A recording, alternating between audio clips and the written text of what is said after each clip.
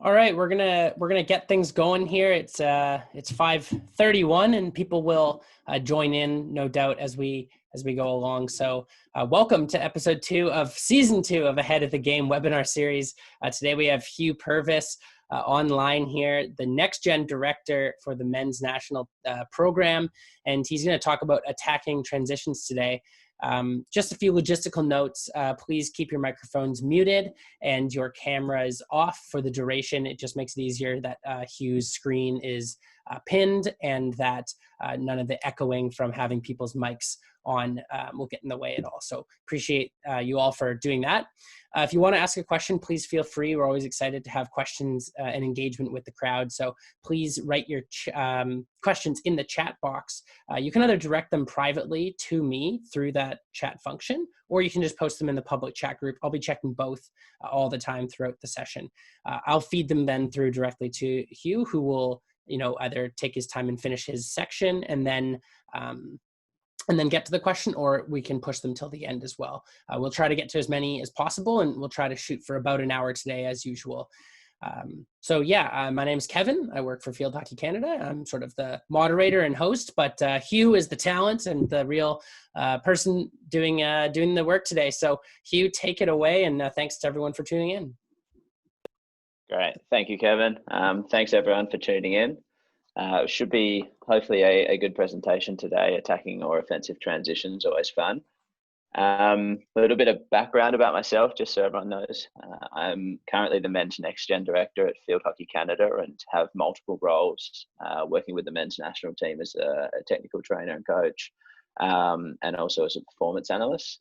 And my background is obviously Australian, worked in the Australian system for 5 or 6 years as high performance manager at Hockey South Australia. So that's just my brief background and resume. I'm going to share my screen and we'll get straight into today's presentation.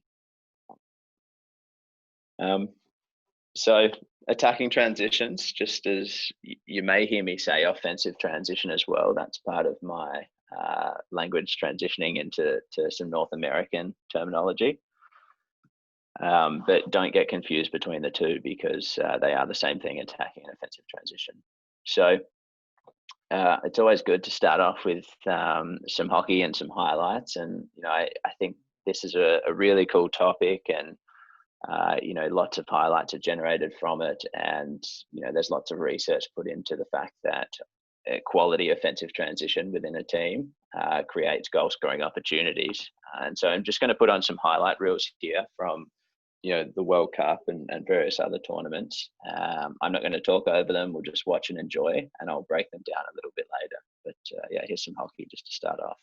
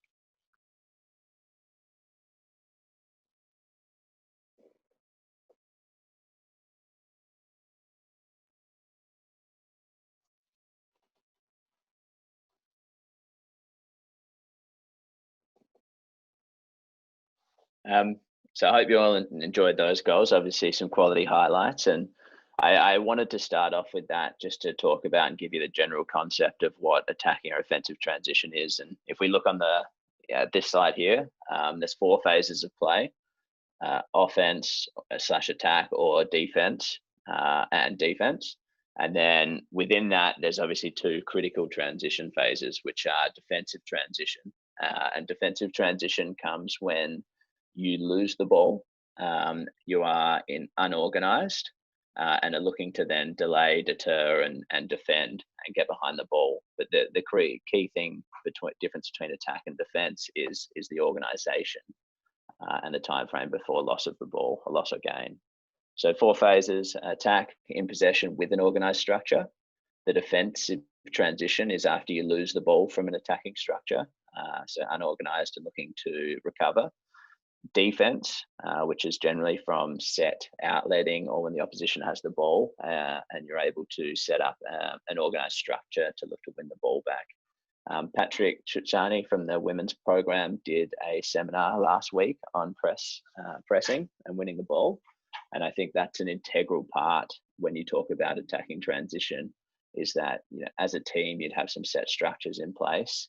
And particularly you've got some areas of the field which may be your key areas you've identified where you want to win the ball, because that will set up in the way you coach, the way you train counterattacks, and the way you develop your philosophies and structures. That will set up your attacking transition. And what I'll be talking about today, as you would have seen in those clips before, is attacking transition is as your team regains the ball in the critical moments where the opposition is not organized and you are also not organized. How do you then create opportunity or get forward? What are the initial reactions of all the players in your team? So that's the breakdown of the phases of play. And we'll go through and start talking about attacking transition as the next. So there's been a lot of research around attacking transition, and particularly soccer. I think there's a lot more academia and support behind studies in soccer. And being 11-side match and an invasion game, it's pretty similar. So just as definition, it's all technical and tactical reactions, actions a team makes when regaining the ball and until the organization collectively organizes. There are a couple of different methods, and most of those you would have seen were counterattacks. I think the critical thing in the moment before is you don't always have to counterattack in transition. It can be the purpose of regaining and setting up an organized structure. So they're the 2 methods, and I'll talk a little bit about both of those as we go. And then these are just some of the questions that, as a coach, after this presentation, when you're looking to set up an attacking transition and coach it amongst your group, you know, what do we want our players to do when we win the ball? What are their initial reactions and everyone around them? What shape? Do we make this field small in transition? Do we want to spread play and make the play field big? And, you know, what areas do we want to go forward? Do we want to play through the midfield? Do we want to retain possession to set up an attacking structure? So there's some of the questions when we talk about attacking transition that you as coaches kind of need to understand, need to explore, to then come up with a philosophy around how your team transitions when you win the ball. So in terms of the importance, I think when you're a coach and you've got an attacking transition principles, there's some things that you would want to look at and how it can be capitalized on best. And I've got 2 videos down the bottom, but, you know, one of them is when you're pressing against the opposition, what do you identify as their outletting structure? And this first clip I'm going to show you down here, as a coach, I'm always looking to see how big's the back 4 of the opposition, where's their midfielders, and what spacings does that create when we win the ball. The other one is how many players does the team commit forward, because that creates space to attack when we win the ball and creates the opportunity for our strikers to get forward and get behind the defender. So this first clip, I'm going to talk about the outletting structure and the purpose of setting up clear principles around your attacking transition. So if we look at the Great Britain squad or England squad, you'll see a big back 4. And obviously as an outletting structure, looking to spread play or perhaps draw out the press and create width to then make channels through the middle. And in terms of Australia, if I'm looking at this as attacking opportunity and opportunity to transition, we'll see here that due to these 2 being so wide, there's opportunity straight away for Australia to win the ball through the middle of the park and play direct to goal. And if we just watch this, that's exactly how it plays out, with winning the ball through the central corridor, playing direct to goal and creating a goal scoring opportunity.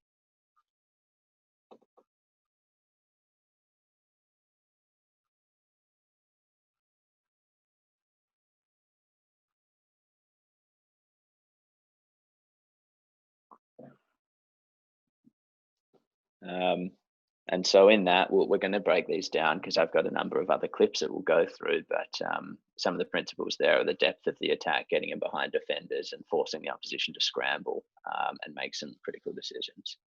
The next one, just here, if I'm scouting again, I'm looking at an opposition bringing up the ball and I want to transition effectively against a team, is perhaps as a coach, something you might look at is how high do the players move up the field when they're playing against you. So, if you look here, it's actually the Canadian men. They've got a relatively high back four, and there's a big gap between midfielders and forwards. And the Belgium team obviously have sort of a numerical advantage through the centre of the field. So something you'd be looking at when you want to transition well is, okay, do we have more numbers through the center of the field? When played into the middle, can we directly counterattack straight down the center of the field? So, here's a good example of a team winning the ball through the center, and just due to the opposition having a big spread and perhaps uneven layers, an opportunity for a team to attack into space and outnumber.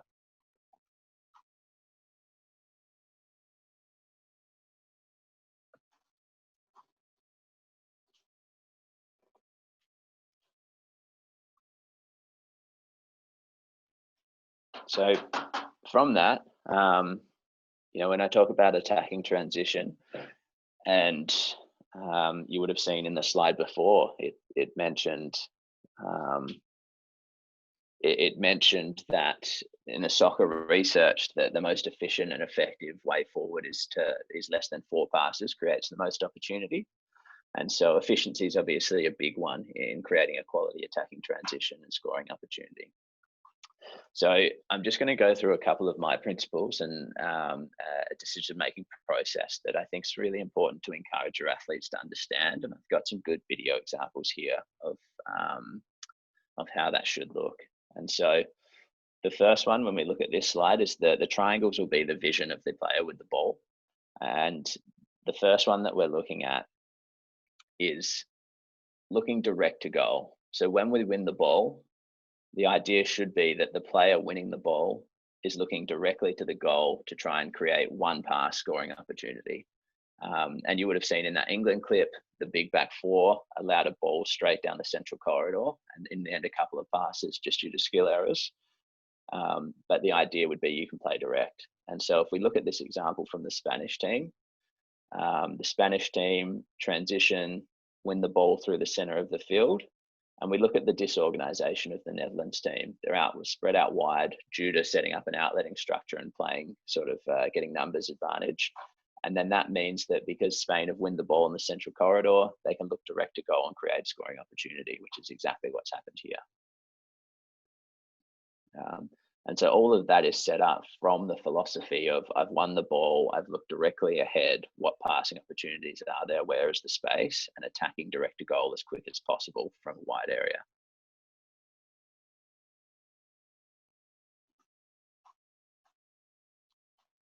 The next phase is obviously we can't always attack to goal. There's going to be numbers. I think a good team, a good defensively structured team will understand the principles and most likely will look to congest the central corridor and slow down play, and particularly get in front of the ball. And so when that option doesn't become available, option one, direct to goal, as most efficient as possible, I like to encourage and think it makes sense that the second phase of play is to then, or the second attacking decision-making principle is to move the ball to the central corridor. By doing this and finding a midfield transfer and playing through the central corridor, you open up what I like to call a 180-degree passing option, which means tracking forward. This player has vision moving forward, and you can play both left and right, which puts pressure on a defensive group as they need to spread. They can't just sit in one side of the field and congest space. They have to spread and be accountable for players on both their left and right. And so here's a really good example where we watch. Sorry, I'm just going to put this on mute. Here's a really good example where we watch the Australian men win the ball in what is a relatively congested space in a second. France do really well to get in front of play. You've got players perhaps around and outnumbering the Australians. And clearly, maybe that is an option to play to. But regardless, there's a sweeper in place and perhaps this player is outnumbered, has to eliminate. So option one is not a high opportunity for creating, a high creating opportunity. And so playing through the central corridor, the midfield transfer opens up not only the option to play out to this player's left, the option to attack central, and the option to play right. And if you look at that, and I'll just play it out, is by opening up the field, looking for a midfield transfer, you can create quality opportunity direct to goal. And again, on 180 degree to both angles, both sides of the field. And then the final one, which is where attacking transition may not always be directly into a counter attack, and it may not always be, going forward, is can you make the field big in other ways? And so the last one in my priority list is, can we move the ball around the back, retain the ball as first priority, not play back into congestion? Can we move the ball quickly into our attacking structure to still capitalize on the opposition's disorganization? And so the final phase, and this is probably one of my favorite clips, because what you'll watch in this next clip is Spain go forward very quickly. So they do transition into attack. They play this ball through to the central corridor and away from numbers with lots of attacking flow, which is exactly what you want by moving the ball into the midfield if you can't play directly forward, is flow on non-ball side or the help side, putting pressure on the defenders to cover the central corridor and then therefore compact themselves, and keep flowing forward with numbers outside. And so what you'll see here is Spain transition really well forward in the transition period, and then decide opportunity, we must retain possession. Maybe Germany is still, Belgium here is still scrambling a little bit, and until now have recognized, okay, we're outnumbered or quality opportunity has been dismissed. We now need to set up our attacking structure and retain the ball. So that there is my idea of the decision-making process when we transition. And I think that's critical to doing it effectively, is athletes understanding the priorities and working backwards from the most direct and efficient opportunity. Before I go on, I'm just going to ask, I've got a question here. In my opinion, what defines a successful transition to attack? Goal scoring chance, goal, setting up effectively, or all of those? Well, I would define a successful transition to attack as a goal scoring opportunity or a goal. It's rare, and I think there's a study coming out on this now where it states that most goals scored at the World Cup had more players behind the ball than attackers, more defenders. And so for me, a successful transition has to be capitalizing on perhaps a lack of players behind the ball, the most space you're going to have in the attacking player. And in terms of effectiveness, anytime you're measuring how good your team is, the number of attacking 25s converted to circle entries and then converted to goal scoring opportunities and goals is ultimately your attacking efficiency and success rate. So for me, it's your ability to get to goal from winning the ball. And some of the slides I'll go on a bit later are a couple of pressing opportunities and the direct turnover relating to goal scoring opportunity. So within it, I mentioned that there's two types. You can retain the ball and look to set up an attacking structure, or perhaps you can go forward and be direct and efficient and effective as possible, which is obviously my preferred style. And within that, I think there's a couple of things that have to be ingrained, not only decision-making process in your players, but some key principles that perhaps you can start looking at. Some of these are cues and some of them are very generic, but the one thing in these clips you'll see moving forward is anticipate defense to attack. Good forwards will recognize and when a pressing structure has forced the ball into an area that they need to or are likely to win the ball back. And so when we talk about anticipation from a striker, it is realizing they've done their job, they've manipulated an outlet to a certain area of the field, they're observing what's happening behind them, but they're not just observing, they're anticipating and they're looking to get forward immediately as they win the ball. And so I think that's something really important we don't necessarily talk to strikers about enough, or midfielders. It can be someone on the non-ball side of the field watching a contest. But anticipation's critical to transitioning well. As soon as you think you're going to win the ball, get into a position to receive it and go forward. Get forward. I think there's a perception that strikers are going to be the ones that always score counterattacks. Some of these clips I'll show you, it should be quite evident after that, yes, strikers will get forward and they'll be in very dangerous positions. But by strikers getting width and depth, they'll draw defenders into deeper areas of the field, which may open up a lot of space for midfielders, defenders to flow forward. And maybe they're the ones getting the shot from dangerous areas. And strikers are getting more of a tap in or a deflection or redirect or whatever it may be. So width and depth is absolutely critical to all transitions. Get forward, stretch the pitch, stretch the defenders, make them work. Efficiency, play the way you're facing. I think Pep Guardiola is a big one of this, and I see it a lot when I'm watching the top teams. And if you guys don't know open and closed receiving, I think it's something you should look out for. Open means you're facing, you can see majority of the pitch and your feet perhaps facing forward, and closed would mean your feet are facing back to goal and you lack vision to the goal you're attacking end.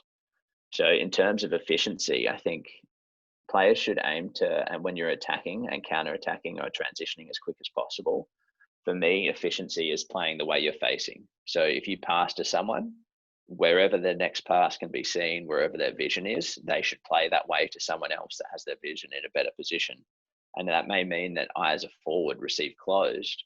But if I can see players streaming ahead of me or streaming to me, if I give them the ball, they're going to know where the next pass is before I am. And that's really, it's going to save you small periods of time, but I think it's critical to creating attack efficiency. Is always playing the way you're facing, get the ball moving as quick as possible, and get it to the next person who's got better vision or better opportunity. And then the last one was decision-making process, which I just went through relatively elaborately before. The next few slides are all videos for us.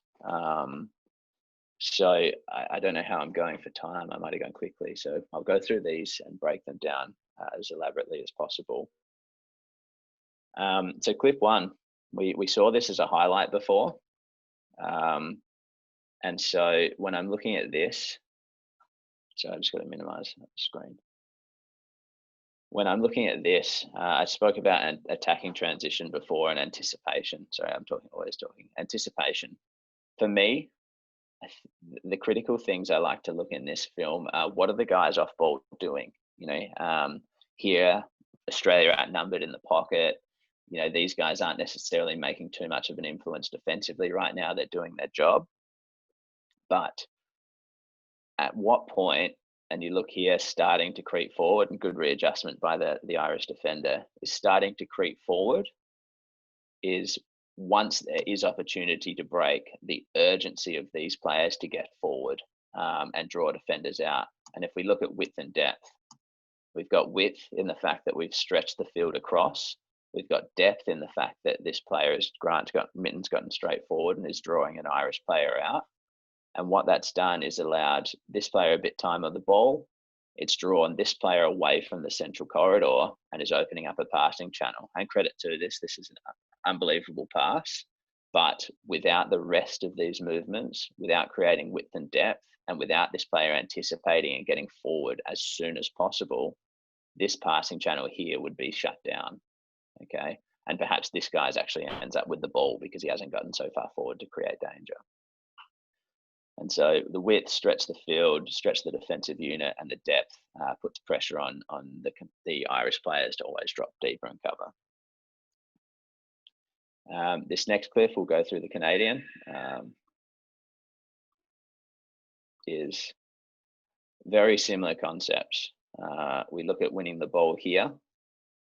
I think if you look at this player's reaction and the Indian defenders straight away, he's drawn a player away, which means that, if he didn't perhaps leave and move out to create some width here, perhaps this player is double teaming and putting pressure straight away and this player is dealing with him. But just due to creating width, depth, this player getting forward and immediately attracting the attention of this wide Indian player, you look at the channel again that has opened up for a midfielder flowing through. So that's what I wanted to mention before, that when we think of transition, we think of counterattacks. So quite often it's always thinking about the strikers getting forward, scoring goals when they win the ball individually. But there's a lot more to it, and you've got to think about what occupies a defender in their role. You know, who they have to make critical decisions of who they need to be covering on the field, and that's the importance of the width and depth from strikers. And so again, midfielder coming through eliminates one, which is critical, and just due to the depth, deepest player on the field receives the ball. This player eliminating, a midfielder eliminating, draws attention of the deepest defender, and you create a one-on-one against a goal against the goalkeeper.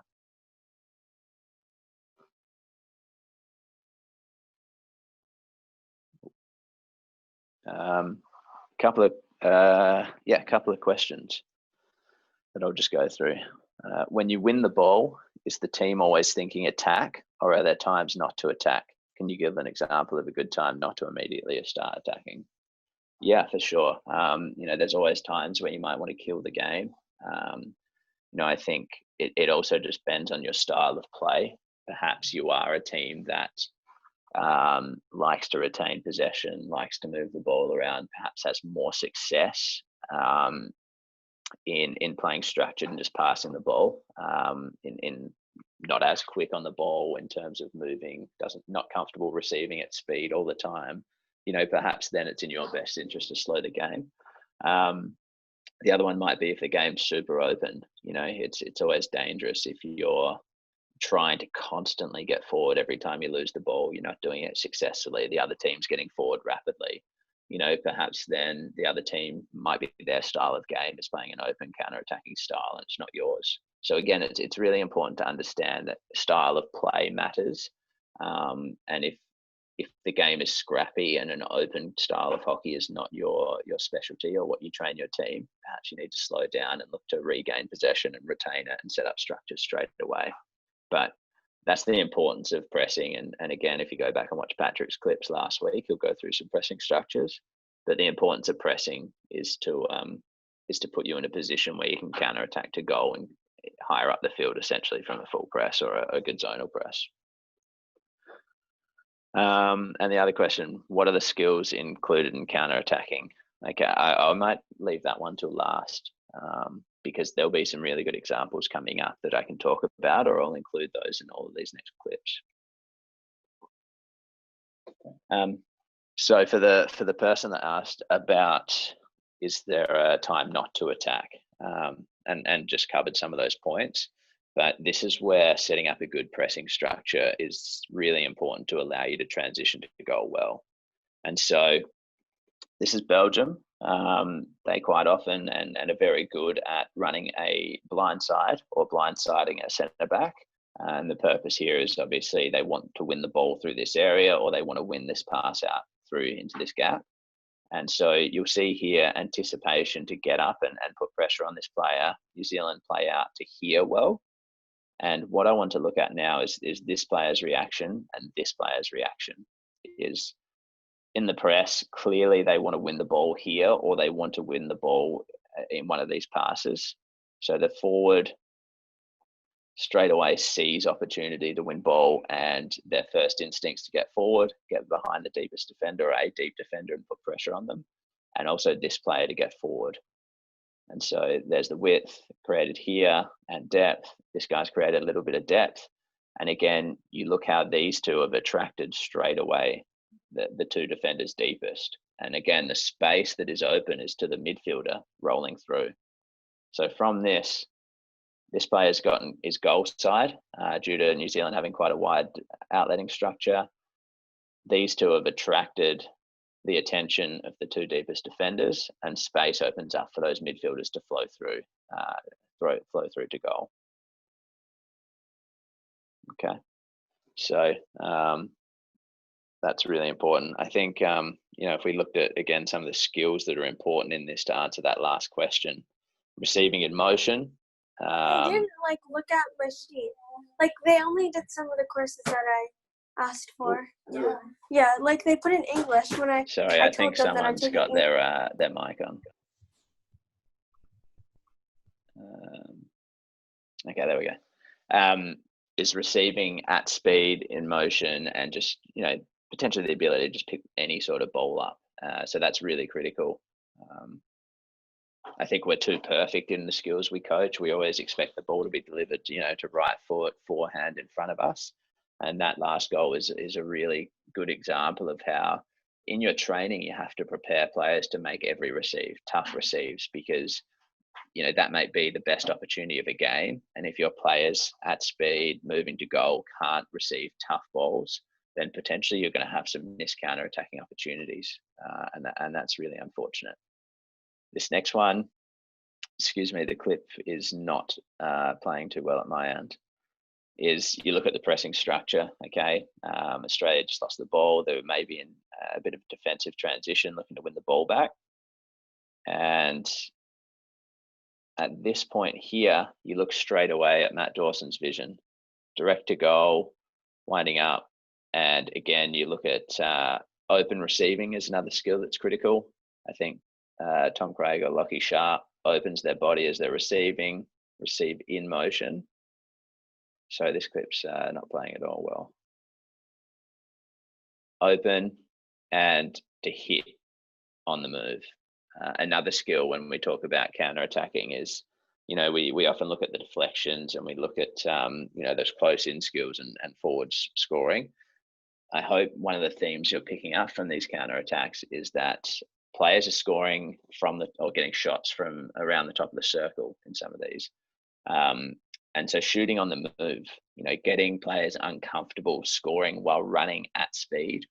And in counter-attacks, most of the time players will be at speed, is getting people used to shooting off balance.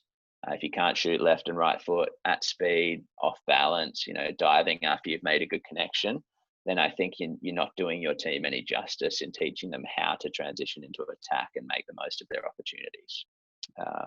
Another skill that I think is cool. And then these are our last three clips. So these are all examples of teams like a full transition from defense. And some of them, one of the principles I had was get forward. And when we say that, I think counterattack and transitioning well consistently becomes, pretty a tough one to ingrain in your squad, because there's going to be a lot of unrewarded running where players, run a 90 meter to the other end of the field to score, and they're not going to get the reward for that. They're just going to have to turn and chase and defend immediately.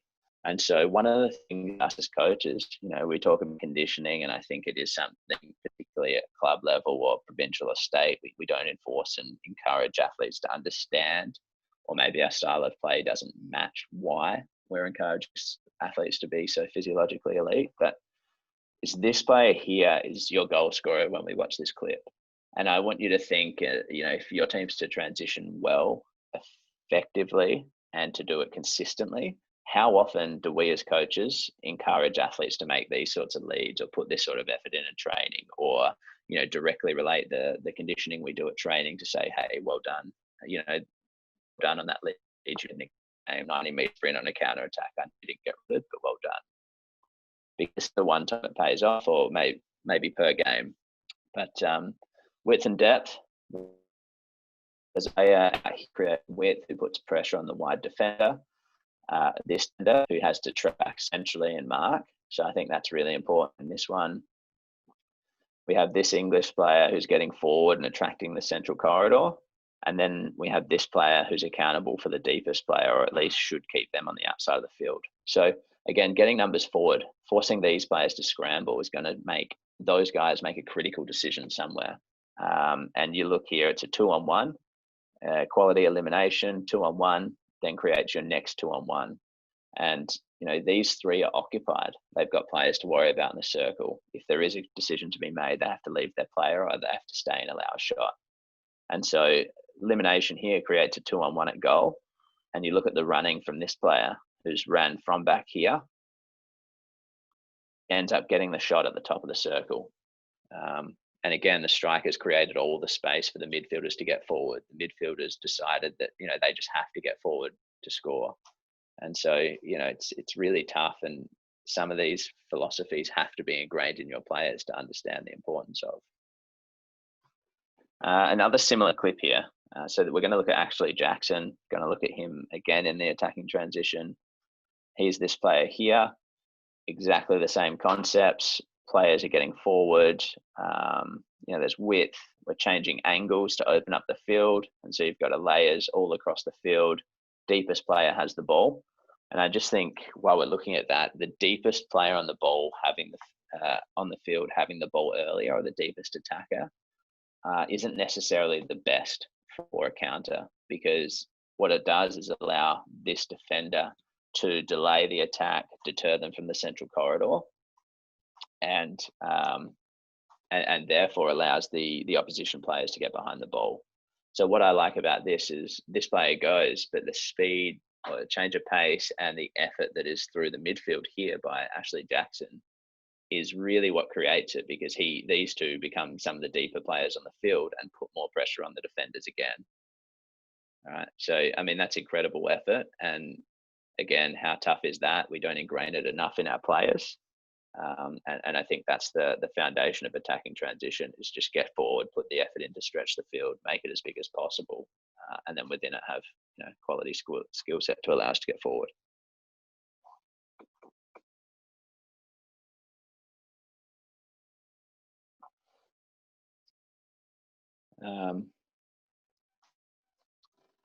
Question, which will be a good question after, actually, so I'll leave that for now.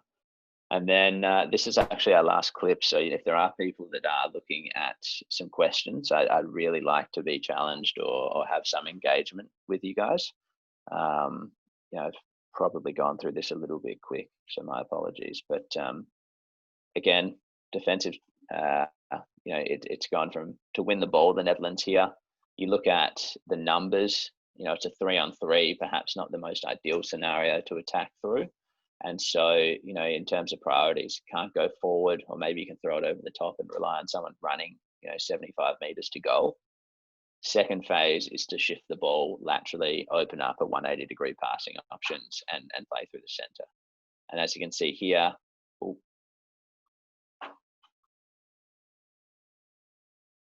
this player's movement in their lead is shifting away. They recognize the space here. They recognize if they receive, it's a 2-on-1 against this player. And in terms of quality skills, you look at receiving in motion, you look at ball carrying at speed. Without either of those, this counter attack is null, and Argentina are behind the ball.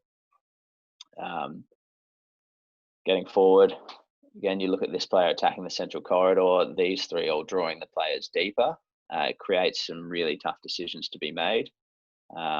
And hence, this player feels that that's a threat, has to step away. And obviously, this player is already tracking.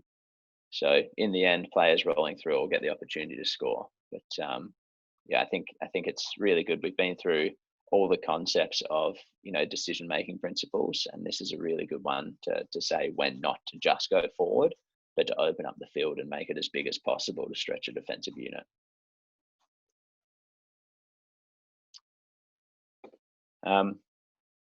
To answer this next question, I'm going to go back a few slides. I'll go back to this English slide because I think it's a really good question, and it's definitely something we need to think about as coaches. You've mentioned the principles for transitioning attack, but do teams have specific counter-attacking instructions, or is it all about reacting to the situation using principles? Yeah, I think everyone has structures that can assist them in defending. I'd be saying, if I was looking at this clip as a coach, and perhaps I'm thinking about how I would set up an outlet structure, is looking at these numbers. I'd be saying that perhaps we need someone in the central corridor to act as a counter cover to negate one of these guys, so that we're not all wider. So it's always important for me that you have a player who acts as almost like an outletting drop midfielder, or a free player on the turnover, is that we have a player in a position through the central corridor straight away to protect a turnover down the middle. The other principles you might look at is, how wide do you like your defensive unit? There's pros of having a player out here. It's that this player can't be pressed from the outside back into the midfield, because that pass will basically eliminate him from pressing the ball back into the middle and we'll be forcing them wide, which is safe. Perhaps there's something around you don't want. Sorry, my mouse froze. You don't want wide back and attacking midfielders, or if your wide back's gone up the field into a big back four, your midfielders must play in the middle to provide coverage. If your midfielders are wide, your back four set deeper so that you play with more coverage across the back, and the expectation you roll the ball around the back. So, there's multiple things you can think about in how you set up, and probably one of the major ones is counter-attack prevention. It's a very common terminology. And what that refers to is if you play the ball around, your counter structure should be that, England have the ball here. If I'm a defender on the left side, realistically, I'm not going to get the ball. I'm 2 passes away. My job should be to counter control, be aware that we may turn the ball over, and I should be one of the central players deepest on the field so that I can see everything coming to me and make a really good informed decision on what's happening on the field. So to answer that question, yes, there's a lot you can do on counter defense. It's a really good topic as well. I think the attacking and defensive transition phases are super interesting, and there's so many unique situations that evolve from them. And I think as coaches, you should look at as many soccer breakdowns as possible. You should look at as many counter-attack and goal-scoring opportunities created in hockey to see what happens. And even be looking at, press to goal-scoring opportunities and look at it from a defensive side. Okay, how would I set my team up to counter that in the future? Question, how many times do we tell a defender that has run forward to get the defensive position instead of having a midfielder or even an attacker run back? I can't tell you how many times you do it. Within my philosophy of play, I will have a fluid structure. And so what that will mean is a fluid structure. And again, we'll go back to this. I think it's a good one. Is a fluid structure for me might be, this player unmarked, or perhaps the striker doesn't press him and stay with him, is that maybe I want my wide back to float into this space unmarked. And I would then expect in my structure and midfielder to understand that they must move against his movement and provide that counter control. So, yeah, I think it's up to you. I personally don't tell them too much. I always hold the team accountable for not abiding by our structural principles and our counter control principles. But I think that's something you've got to ingrain in your training. And perhaps instead of always having to tell a defender, perhaps you make it acceptable in your team and hold the team accountable for not having the structure set up defensively. What is my opinion on what's happening in top international hockey? Do you see more counter hockey and degenerate pressing, or more playing from a possessional style of play? I think counter pressing is the way forward. Pressing and counter hockey is the way forward. Teams, and I'm big on setting up a defensive structure that allows you to win the ball in dangerous areas. I think it's critical to winning a game. And a lot of the data is coming from the fact that build-ups created from counters are the most effective and most common goal scoring opportunities. So the way of international hockey I see is teams pressing extremely well, being fluid in their pressing styles, and then creating counter principles from that and scoring off counter opportunities. And if anyone was to watch, I would watch the Belgium men. I've been doing a bit on them. They've got a couple of different pressing styles. They're very versatile in how they press a defense, and their anticipation from all strikers and midfielders to get forward after that is really, really good. And obviously the Australian men who have full pressed for years and are probably more versatile now, their counters, as you would have seen in some of these videos, are very good. In saying that, I would encourage you guys. I think there's Sam Rowe, a guy from the UK, has got a study coming out on the Euros, did one from the 2018 World Cup. And I think there's some good information about the fact that most goals are scored with more defenders behind the ball. It'd be interesting to see how those counters are scored then. Next question, how do you have your players think about their defensive positions in attack to avoid getting caught in the counter attack? So, yeah, it's good. You guys are raising a lot of questions about defensive transition, which is really good. We always must think about that. So The biggest one I do ask a player is, how likely are you to get the ball?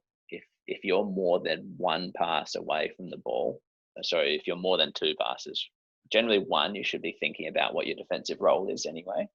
But if you're in two passes away from the ball, often that might mean, if I'm on this slide, I would say that this player's maybe two passes away from the ball. So I think they're subbing there maybe, but I would be saying two passes away from the ball, you should be looking to cover infield, and you should be thinking about anticipating both a further attack or a defense. So generally I'll be asking a player, how likely are you to get the ball? If you're not likely to get the ball where you are right now, you should be thinking about your defensive role as well as your attacking role. If you're not likely to get the ball and you can see that we're outnumbered, or you can see a risky opportunity and you're on the non-ball side, then I would like a player to start acting, particularly a defensive player or a defensive midfielder, to start acting on their defensive role and getting behind ball. So how likely are you to get the ball? How many passes are you away from the ball? Are we at risk of a turnover? If yes, you should have already acted, and you should be covering infield from the non-ball side.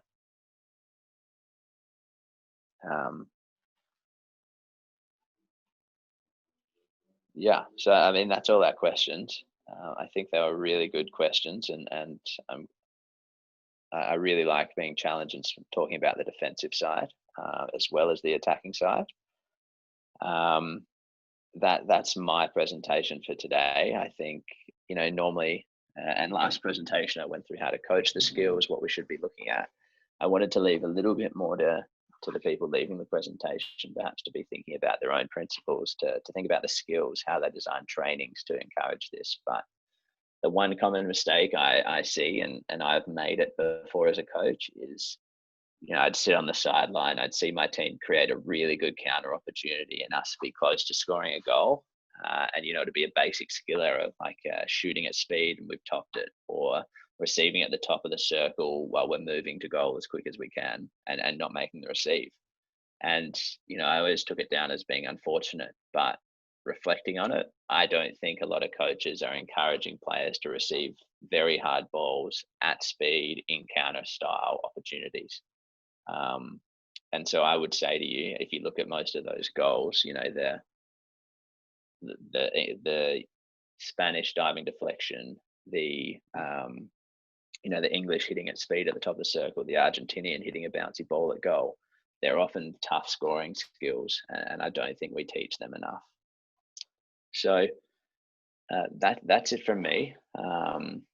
I really enjoyed talking about the topic, and I could have found a lot of clips, but I think the principles are all there. It's an unorganized attack and unorganized defense. And, the one thing I would say is, when you're trying to create attacking transition, force deep defenders to make tough decisions. And suddenly disorganization, chaos is going to create opportunity for an attacking team getting numbers forward. So, that's it from me. Appreciate all of you tuning in. Feel free to reach out to me. Sorry, I actually meant to put my socials up and whatever, but you can contact me. My details are on the Field Hockey Canada website, and always comfortable talking about hockey, asking questions for any of you, particularly in the Canadian system, as a priority. So thank you very much. I'll hand back over to Kevin, and appreciate everyone tuning in. Thanks very much, Hugh. Obviously, so great to have you on and listen to you talk over those clips. It's really great. For everyone who tuned in, thank you very much for tuning in. We have a few more sessions upcoming. We've got some more coaches and other community experts online for the rest of this month on Thursday evening. So feel free to register and share with your friends. Obviously, we're just excited to have people engaged in these educational opportunities. So thank you very much for tuning in. That wraps up tonight's session. Please feel free to give us feedback, email Hugh and I, and we'll try to get back to you as soon as we can. So thanks very much, and we'll see you all next week. Thank you all. Cheers.